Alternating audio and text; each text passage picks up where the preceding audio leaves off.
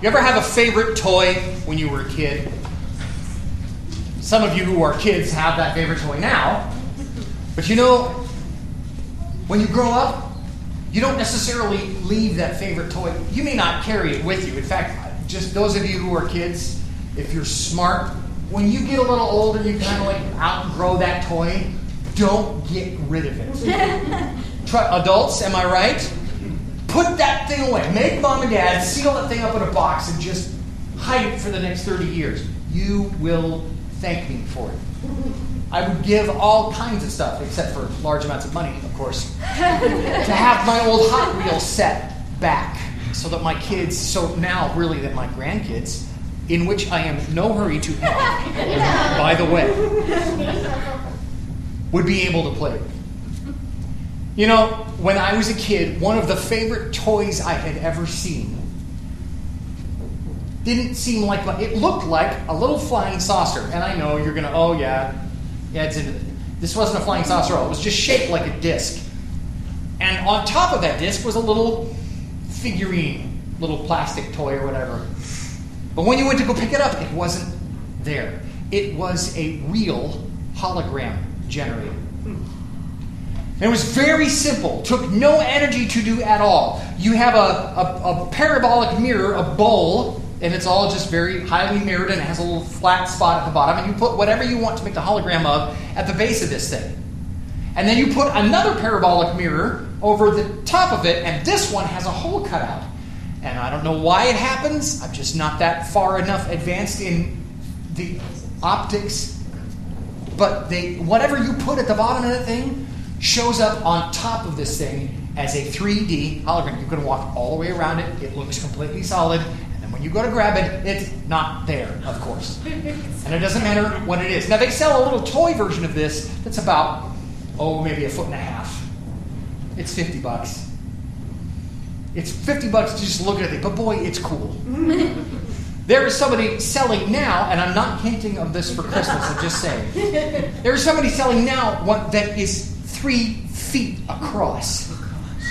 And so that means if it's 3 feet across, and that means it's probably 1.5 feet deep, you could put an object in this thing that's 1.5 feet, and you have help me, Obi-Wan, you're my only hope. I mean, you got a full-size hologram going in. You see, the real thing is inaccessible.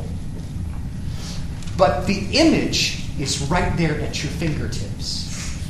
And that is what the entire Old Testament sacrificial system was. It was an image of the real thing. We're going to look at that this morning. If you'll turn in your Bibles with me, Hebrews chapter 9. We're going to look at the last 4 verses in this. Hebrews chapter 9. This is stunning stuff. We're going to be talking about the real mercy seat. And so we're going to do some Old Testament references as well. We will start off in verse 24, looking at how does the mercy seat model work. Like I said, that hologram model, whatever you put in the basis of the thing, the model showed up, and it was a lot of fun to try and pick the thing up, and it's just not there. But you could see it. It messes with your mind. I'll just tell you right now. Probably why that one thing stuck in my mind from childhood. How does the mercy seat model work? Let's look at verses 24 through 28. For Christ did not enter a man-made sanctuary that was only a copy of the true one. He entered into heaven itself, now to appear for us in God's presence. Nor did he enter heaven to offer himself again and again the way that the high priest enters the most holy place every year with blood that is not his own. Then Christ would have had to suffer many times since the creation of the world, but now he has appeared once for all at the end of the ages to do away with sin by the sacrifice of himself. Just as man is destined to die once, and after that face judgment, so Christ was sacrificed once to take away the sins of many people. And he will appear a second time, not to bear sin, but to bring salvation to those who are waiting for him. There's a lot packed in these 4 verses. We're going to look at each one of them. Verse 24. Christ did not enter a man-made sanctuary that was only a copy of the true one. He entered into heaven itself, now to appear for us in God's presence. How does the real mercy seat model work? The first thing that we need to recognize is that the real mercy seat is in the presence of God. Now, I'm mentioning this thing, mercy seat. That might not necessarily bring a picture to your mind. And so I'm going to ask you to go to the very beginning of this chapter. We're going to look at chapter 9, verses 1 through 6. This is a description that the writer of Hebrews gives to the readers to describe the Ark of the Covenant and what the old tabernacle was like. Now, the first covenant, the first agreement between God and man, had regulations for worship and also an earthly sanctuary. A tabernacle, a tent, was set up. In its first room was the lampstand, the table, and the consecrated bread. This was called the holy place. Behind the second curtain was a room called the most holy place, which had the golden altar of incense and the gold-covered Ark of the Covenant. This ark contained the gold jar of manna, Aaron's rod that had budded, and the stone tables of the covenant. Above the ark were the cherubim of the glory, overshadowing the place of atonement, but we cannot discuss these things in detail now. So, the writer of Hebrews just gives us a little reminder of what the tabernacle was like. So let me paint that picture for you. Imagine that you are the people of Israel and you are still wandering around out in the desert. And God has said, I will be your people and you will be my God. And to remind you of my presence, I will place a pillar of cloud by day and a pillar of fire by night. So you will always know where God is. Now, let's be honest, God is everywhere. But to help the Israelites recognize that God's presence is a real thing, God, by his grace, gave them this column to remind them God is here. Now, they're wandering around out in the desert. They can't build any buildings. In fact, one of the issues that those people who are not people of faith level against Israel is that, well, they wandered around for 40 years in the desert. Well, there's no record of them doing so. Well, no, they're camping. And when you camp, do you bring along bricks with you? No, you do not. You bring along everything that you can that's as lightweight as you can make, including the tabernacle. The tabernacle is a huge tent of worship. It's called the meeting place. It is 150 feet long, half of a football field. So from the end zone to the 50-yard line, and 75 feet wide. It's got white panels all the way around it, each panel being about 6 feet by 6 feet. Okay? It's all cubits, right? 1.5 feet. But you have these very tall, it's like a privacy fence, all linked together, and that forms the outer perimeter. It's white. It reminds us that God is pure. There is one entrance to it, one gate. You go in through that gate, and the very first thing you see is the very large altar. This is where the animals are sacrificed. It's made out of bronze. It's got 4 horns on the end of it. It's got a big grate because that's where there's fire burning in it all the time. So you walk the animal up a little ramp to get to it.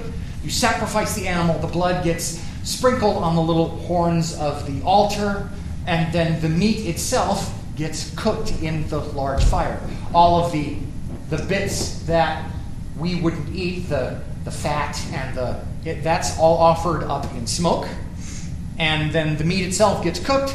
And you ever drive by a Burger King and they're pumping out that smell, the roasted meat? It is an aroma pleasing to the Lord, right? You ever get up in Wharton? Now, we know that we have the smell of Wharton, but every once in a while, especially in summer, somebody will barbecue. And as soon as you walk out of the house, somebody's doing ribs. Right? An aroma pleasing to the Lord. That's what's going on.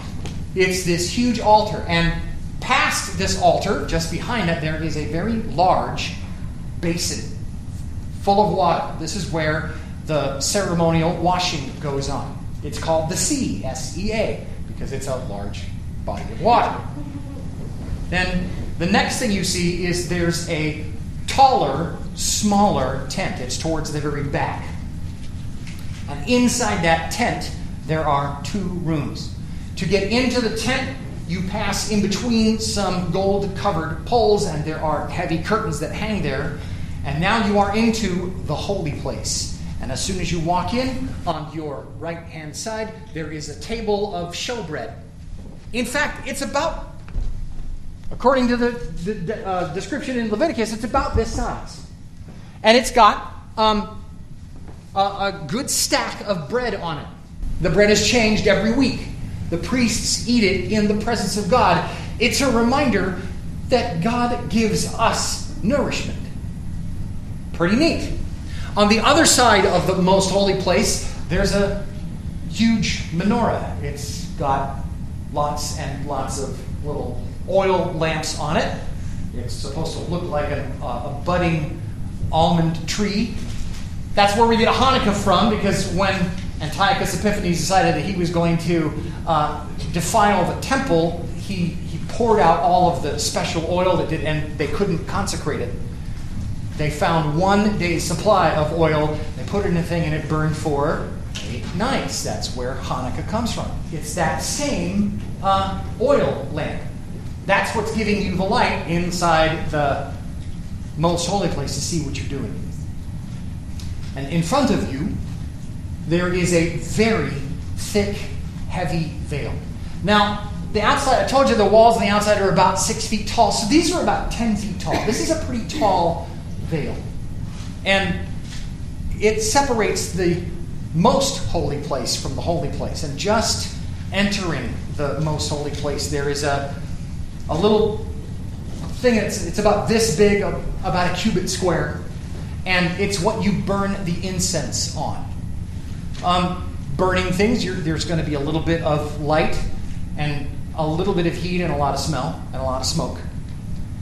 And inside the room, there is a box about half this size. And inside the box, that's where these mementos of God's faithfulness are. Aaron's rod, a jar of manna, and the actual 10 Commandments. They're kept inside this box. And a good box has a lid. And this lid is called the mercy seat. That's what has the angels on front whose wings cover the surface of the thing. Why it's called the mercy seat is because of this. So I needed to paint that picture for you. The word mercy seat means the thing of cleansing. The word that we translate mercy seat means the thing of cleansing. Exodus chapter 25, verse 22. There, above the cover, between the 2 cherubim that are over the ark of the testimony, I will meet with you and give you all of my commands for the Israelites. God's words to Moses. You see, the high priest would come in and he would offer a sacrifice for himself and then for Israel at the mercy seat. God's presence is there. But the mercy seat that the high priest is interacting with is the model. It's the hologram that has no actual substance. I mean, sure, it's a physical thing. Leviticus tells us, chapter and verse, exactly how to make it. You make it out of acacia wood, and then you cover it with gold, and then you put all these decorations on it. But it's not the real mercy seat. It's just the model. The real mercy seat, the actual one, the one from which the model is made, is in the presence of God. The real mercy seat is in the presence of God. We're reminded in Exodus 25 that that's where God meets us. But I want you to think of it this way. It's as if when you make a phone call and somebody picks up on the other end, you know that they are using they're using a phone as well. You're not face to face with them yet, but you're having a real conversation. The mercy seat functions like that. It is our connection to God. That's what the ancient Israelites realized about the model that they were using, that it really connected them to God. Verses 25 and 26, let's look at these. Nor did he enter heaven to offer himself again and again the way a high priest enters the most holy place every year with blood that is not his own. Then Christ would have had to suffer many times since the creation of the world. But now he has appeared once for all at the end of the ages to do away with sin by the sacrifice of himself. I want you to notice that end phrase, to do away with sin. You see, this old model was not effective, not long-term. It was only meant as a placeholder. In the old model, this high priest had to go find a perfect bull, young bull. He had to kill that bull. He had to take the blood of, and remember, he's killing this outside of the Holy of Holies. He's killing it out back at the altar. So he takes a handful of blood and he walks past the washing sea. He walks into the holy place, past the table of showbread and past the lamp. And then he walks into the most holy place. And he dips his thumb in the handful of blood and he sprinkles it on the north side of the mercy seat and then 7 times in front of the mercy seat. And that is only for his own sin. He hasn't dealt at all with the sin of the people yet. So once he's offered the sacrifice for his own sin, he leaves the most holy place, goes to the holy place, goes past the sea, goes back out to all the way to the altar, and then sacrifices a goat. And he takes the blood of this goat and he walks past the sea and through the holy place into the most holy place, and he does the same thing again with the goat. But this time he is making atonement for the physical tabernacle itself. It's exactly what is said in Leviticus. And why is that a big deal? Because the old model is stuck in a world of sin. It's always tainted. It would be like trying to cook out of pots and pans that were kept in muddy water. You'd clean them first, wouldn't you? That's exactly what's going on here. The tabernacle itself is made atonement for. The implements themselves, everything that I've described, is made atonement for because they are trapped in a world of sin. Only after all of that is done can we get to the real problem, which is sin itself. How does the mercy seat model work? It's not only the real presence of God, but the second thing we need to remember is that sacrificial blood allows God to meet with us. Sacrificial blood allows God to meet with us. It does away with sin. The old animal blood was just the placekeeper. It was a reminder that someday a better sacrifice would be needed. And that's who Jesus was, our perfect sacrifice. Therefore, it stops the old system. The old model was tainted and had to be cleansed. Jesus, however, went into the real holy place, not the model, but the real one in heaven, and once for all fulfilled the function of the old system, actually paid for our sin. And then finally, let's look at verses 27 and 28. Just as man is destined to die once and after that face the judgment, so Christ was sacrificed once to take away the sins of many people, and he will appear a second time, not to bear sin, but to bring salvation for those who are waiting for him.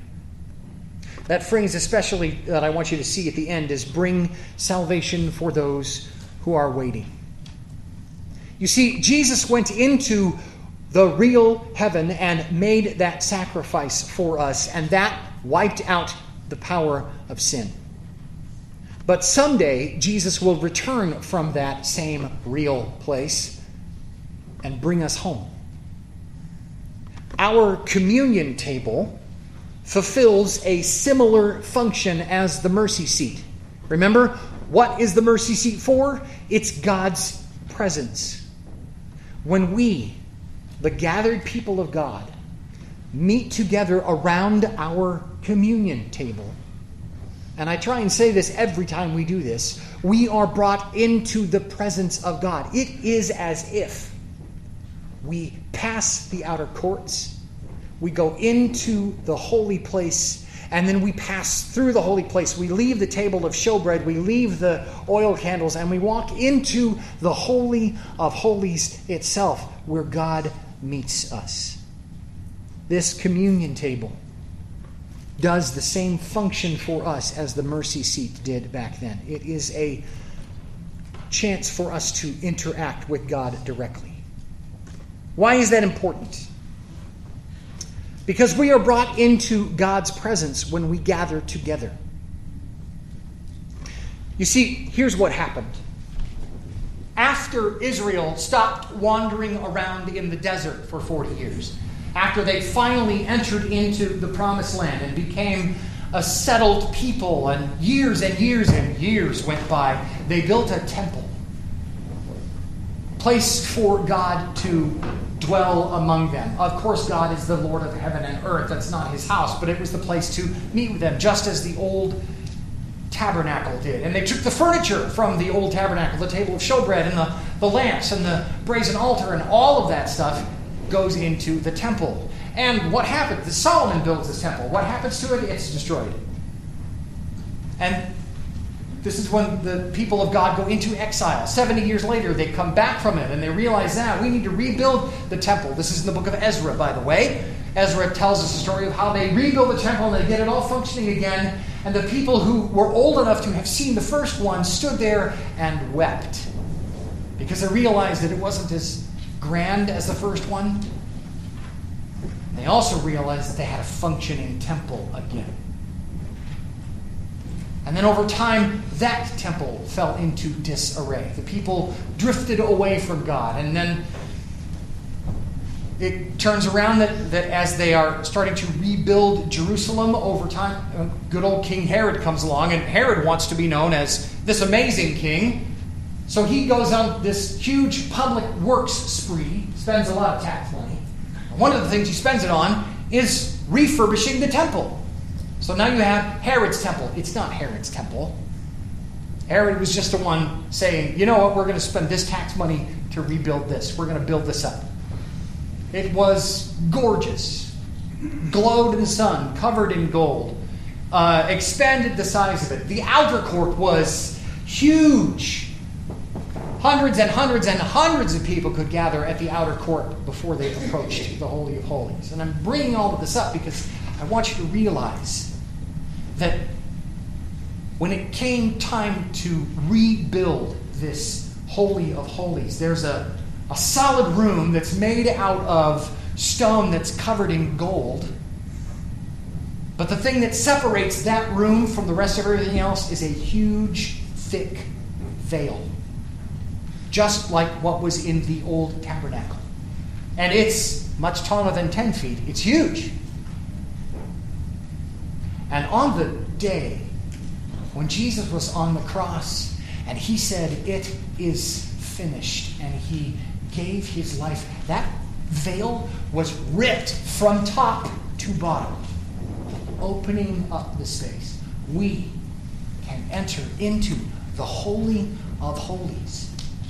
When we celebrate communion, when we gather together by faith, we are brought into God's presence. And yes, I recognize we are sitting on wooden benches in a little town that's covered in dust in the middle of the desert in Washington State. I get all that.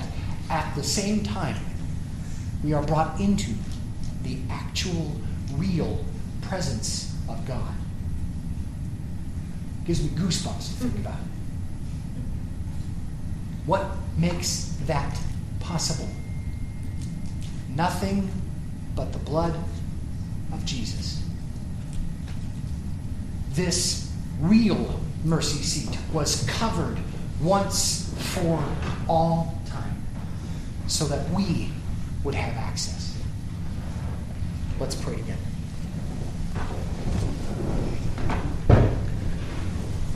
Lord God, we do not want to take lightly this infinitely precious gift of your blood being spread on the actual, real mercy seat once for all. And for those times, Lord, when we think that our sin is insurmountable, that it's got a hold on us and we just can't get free from it, the only reason we think that, Lord, is because we do not understand that the mercy seat is covered. We have permanent access to you. The only reason why we lose that temporarily is because we choose to walk out of the Holy of Holies and into the world and do our own stuff. And then we get tired and realize it doesn't work, and we come back to you and say, God, we're sorry, please forgive us. And you say, that's all right, come back. I'm right here, I haven't left. And like a little trusting child who climbs on Daddy's lap, we are restored to fellowship with you. And yet for some reason we do this over and over and over again. We decide that we want to go play, and we want to go do our own thing, and we leave you. Break our hearts, God. Remind us of just how precious it is that we have the opportunity, the privilege, the honor, the gift to join you at the real mercy seat. No model, no hologram, no placekeeping. Really you, really in your presence. Change us because of that, Lord. We ask this all in Jesus' name. Amen.